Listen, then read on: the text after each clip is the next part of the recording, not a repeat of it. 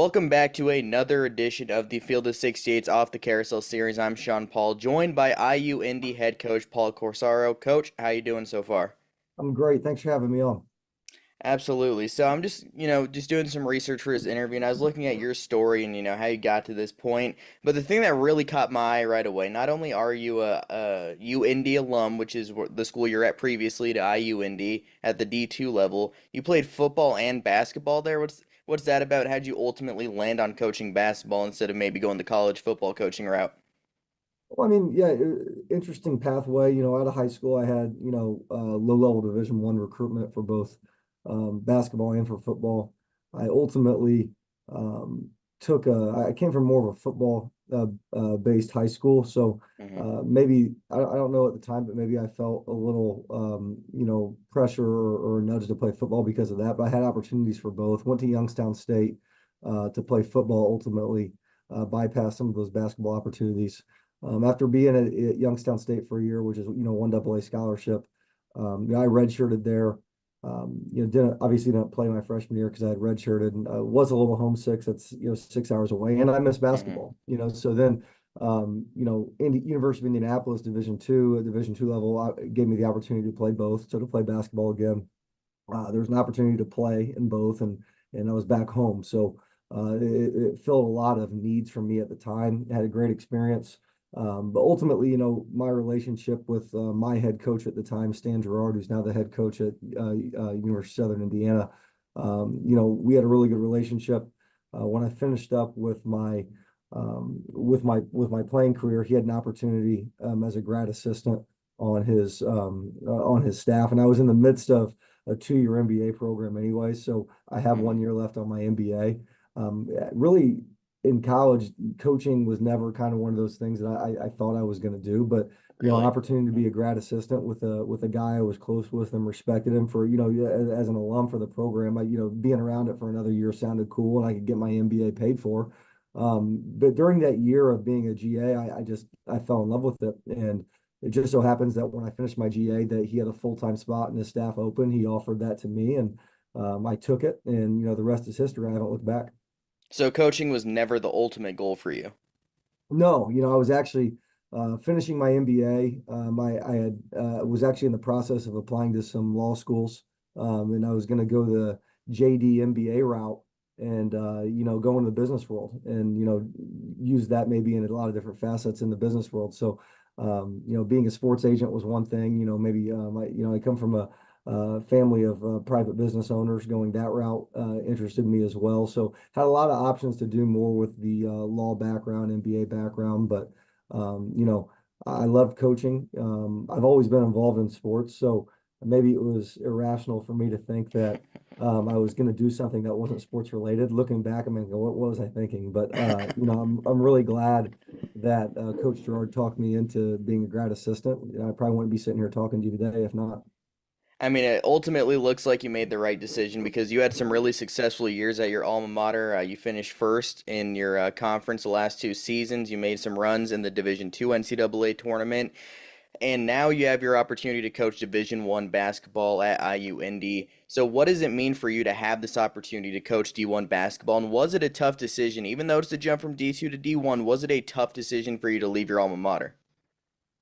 Yeah, I mean, very excited. Had a lot of success at University of Indianapolis, and that was a dream first job for me. If you're or first head, not first job, but first head coaching job. Anytime you get to be a head coach at your alma mater, it's very special. And we did a lot of program first and a storied program, so that was really unique for me. And the fact that we were regular season conference champions in the GLVC are, one of the best Division II conferences in the country back-to-back years. That hadn't happened in over 20 years since Kentucky Wesleyan when Ray Harper was coaching there, Hmm. like 2000 to 2003. So, that was really, really special to me. Two number one seeds, and like I said, did a lot of program first. Anytime you can, take a program that's already in such a good place because of who will come before you and, elevate it even further, that meant a lot to me. It fulfilled a lot of not professional aspirations, but personal aspirations too, because, it was personal for me by being at my alma mater. But anytime as a competitor, you want to coach, you want to compete, you want to play, you want to work at the highest level. And the opportunity to be a Division I head coach. Um, Also in my home city, I'm an Indianapolis guy, so when I said it was personal for me, because it was my alma mater, this is personal for me now too, because I'm an Indianapolis guy. I'm Indianapolis proud. I want to make Indianapolis and the state of Indiana proud. And let's be honest, our program hasn't there's a history of success going back years, but in recent history, there hasn't been a lot of success, and I'm well aware of that, and I want to change that. And I want to give our city, which is the capital of we're biased here, but Indiana, we all say, is the basketball state. And it's I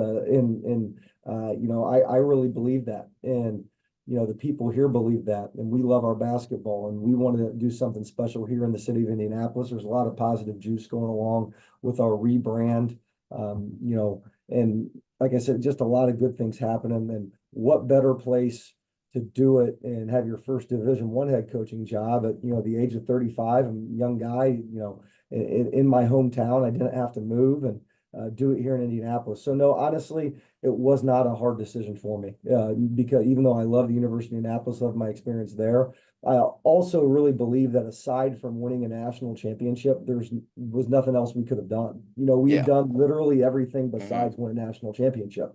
So, I felt that okay, we had done a great job there. It's time for the next phase in my chapter in my life, and I'm grateful and excited for the opportunity that's here at IU Indianapolis. So before I get into the next question here, which is going to be a bit about the rebrand, I wanted to ask you this because I was doing some more research, of course, and I kind of knew this, but I didn't know he was the only one.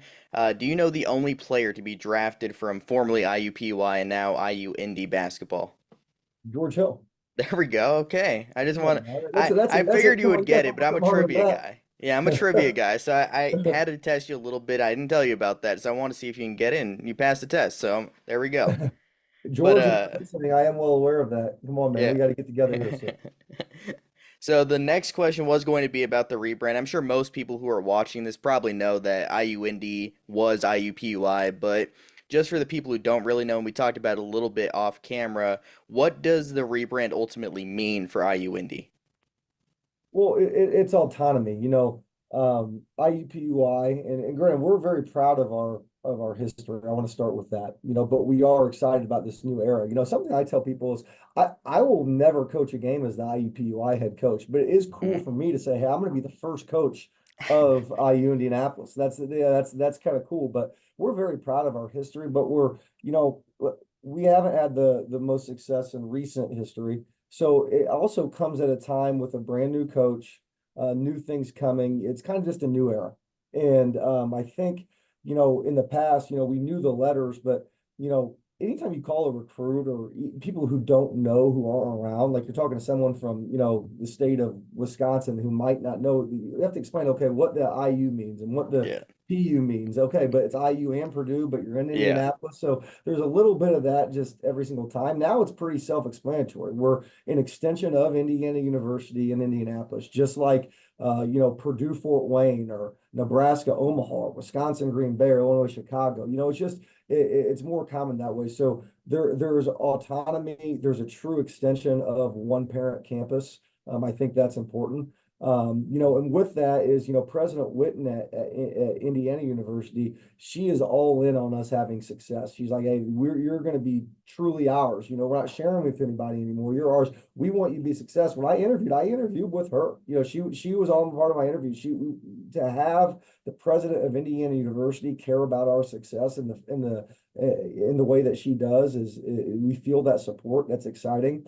We have an athletic director who's going in on a second year, that in his first year he raised more money for the department that's ever been raised in a fiscal year in terms of sponsorships and donors.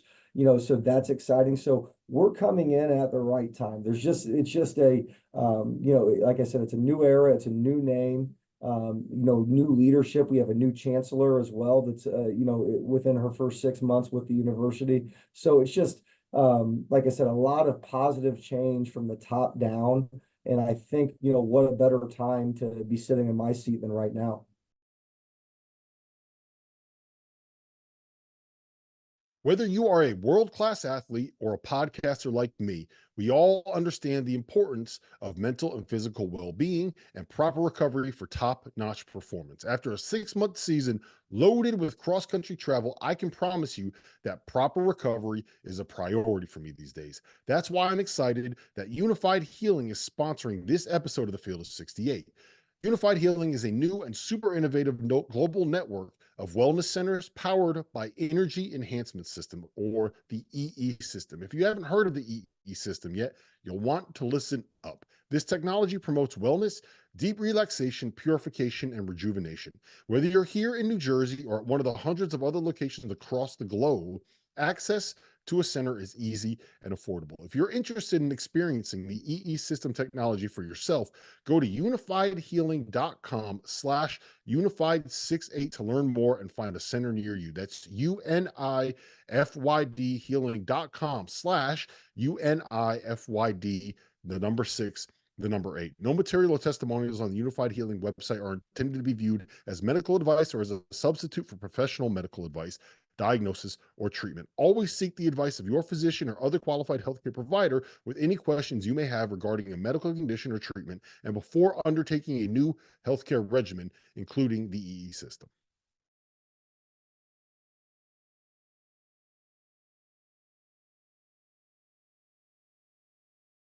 When you're taking over a program, like you said, hasn't had a lot of winning history recently, there's going to be a lot of players that transfer out when a coach is let go. That's just natural, is how it happens. But for you, you have to build pretty much an entirely new roster. You brought some of your guys with you from UIndy. You brought in Briggs McLean, who has some D1 experience. You brought in some other guys from other avenues.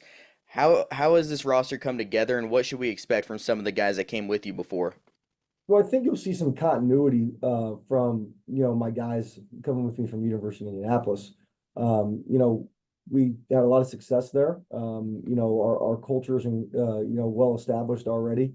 And I don't think anybody made the transition from Division II to Division I better than Josh Schertz. And if you Yep. look at his model, what he did at Lincoln Memorial going to Indiana State, it's exactly what he did. And so when I was given this opportunity, I thought about, like these guys to be at the top of Division II in the way we were, a top 5 program in the country the last 2 years, you have to have Division I caliber players to be that good. So Yep. these guys are Division I players.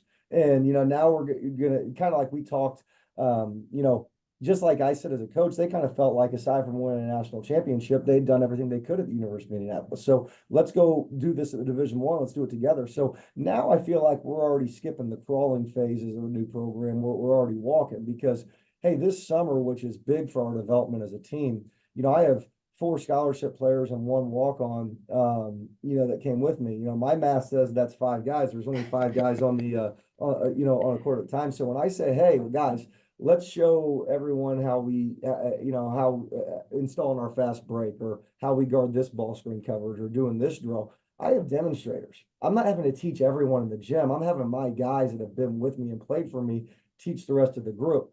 Also, just kind of how we go about our business and our daily process in the locker room. Having that kind of leadership that I trust in the locker room is very, very important as we get this thing going. I have 2 staff members that came with me from UIndy, and that helps. And I have a bigger staff than I ever had. I had 2 full-time assistants in the GA at my previous stop. I have 5 full-time staff members now, which is awesome. Well, that's more people I have to manage, but having 2 guys with me that can kind of help me coach up the other coaches. Hey, this is kind of what Paul wants, and this is kind of what he expects. That's really good, so I think the University of Indianapolis guys, I think, can accelerate the learning curve and the growth from a cultural standpoint, and they're talented. Like I said, we would not have had the success we've had without these players and these staff members that came. They're ready for this level. And then also you look at a guy like Briggs McLean, like you said, Division I experience, proven. He put up some good individual numbers. Now, what Briggs is excited about, he told me, he said, Coach, I want to go win. That's the one thing is I've had a lot of individual success, but I want to have the team success this last year. A guy that's hungry for the right things and isn't all about self-seeking is really exciting for me, especially for a guy that's proven to have that success. So from a number standpoint, so I think he'll be a blessing for us. But all these other guys, we brought in a couple other Division II transfers that I've coached against, and I've been an assistant at Purdue Fort Wayne, who was Hmm. in the Summit League when I was there, and they're now in the Horizon League. Now you have to So play them. yeah. So I mean, it's like, you know what? Like I've been there. I think I have a pretty good pulse on what it takes to play at this level. I've also coached against a lot of these top D2 players, so I think I also can see what translates as well. So I kind of seen it from both ends. I know how good these guys are. Tamaris Brown, you look at Alec Millender, Nate Dudukovic, guys who I know are ready for this. I really like our young guys, our high school and JUCO classes that we brought in. I think are extremely talented with big upsides too. So, like every day we're getting better, and it's a work in progress. It's a lot of new faces, but one thing think you'll see is you got a lot of guys who transferred up from Division II. You got a Briggs McLean who is on his third Division I program and is looking for something special. Jarvis Walker, even though he transferred up from Division II to or Division I, he was already at Division I at Purdue Fort Wayne, so he's already been there. So he does have Division I Hmm. experience too. These high school kids and JUCO kids, they're first time at Division I, they got it the first time in their recruitment. But at the end of the day, you're going to see a lot of hungry guys with a chip on their shoulder that are excited about this opportunity and excited to take the new step in this program. We got great people who work their tails off relentlessly every day.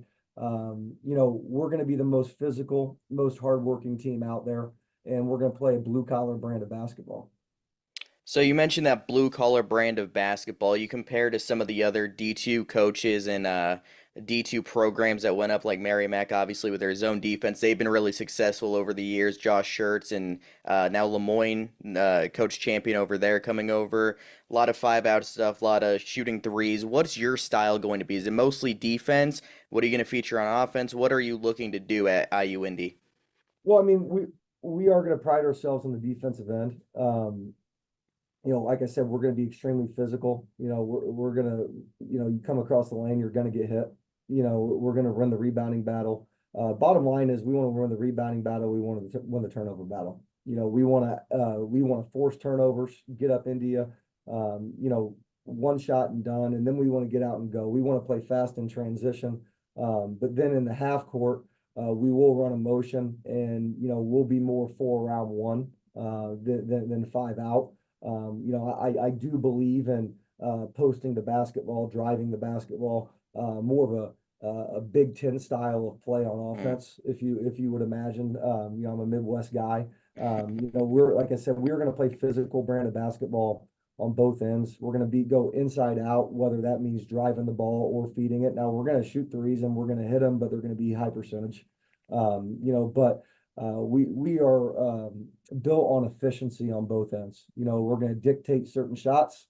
We're going to get up into you. We're not going to beat ourselves. We're not going to get out rebounded. We're not going to give the ball away and give the other team extra possessions. Obviously, being at the D1 level for you, there's a lot more analytical resources probably than you had at the D2 level, like a Ken Palm and all those sort of things. Is that something you plan on paying attention to as a head coach, or is it something you might take a small glance at, but not ultimately make a ton of decisions through it? I mean, I've even at the Division II level, I utilized analytics quite a bit. Like we said, we might not have had those resources that you alluded to, but we found other ways to track data and stuff. So I'm a pretty analytical individual, and I think it's a fair comparison. So we will definitely utilize those tools. Ultimately, I think you have to pay attention to it. Information helps with your decision making and helps with your planning. So when I say I like the analytics side of things, that definitely helps with my game planning and planning going into certain things. In the moment, though, I'm more gut. So I kind of use analytics and data to help formulate my game plan, help formulate my adjustments. Kind of guide my thinking going into things because it's always good to have a plan. It's always good to have backups and that kind of thing. And sometimes you're flying blind if you don't have anything to base it off of. But once it's in the heat of the moment, I definitely do go off my gut and go off game flow and go off feel. So you're talking about feel. Let's talk about a situation here. Let's say there's 5 seconds left. Obviously, in college, you can't advance the ball, but let's say you're up three. Are you fouling or are you letting them take a three? We are fouling. You're foul. Okay, see, I love that. I'm team foul up three every single day of the week. So Well, it I depends on think how much time's on the clock. If it's that's true. uh, Five or less, I think you have to foul, right?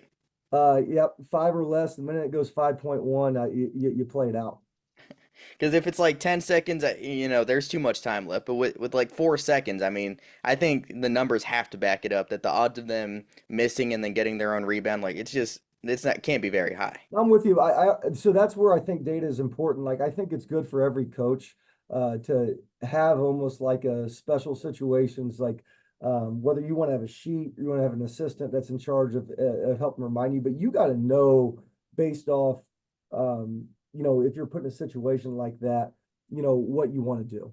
Like I said, like I think it's very, very important to know who you are and what you stand for things like that. Absolutely. And you clearly know what you want to do. So is that something you practice throughout the off season? Like, hey, let's get in these situations where we're fouling with 4 seconds left up three. Is that something you practice right now? Too early for that now, but as we get closer to the season, and more, yes, absolutely. And then once you're in season, I think it's important to do refreshers on that, earlier in the week and game week. Hey, just a reminder, we get put in this situation, we're going to do this. It's good to sprinkle that in over the course of the season as well. But right now, I'll be honest with you, I got 16 guys that did not even wear our jersey that this last year. I get all 13 scholarship players, all three walk-ons are on new. So we're a ways off from going over that yet. We're just trying to Learn each other's names. That's the yeah, first. yeah, exactly. We got a long way to go before we get there.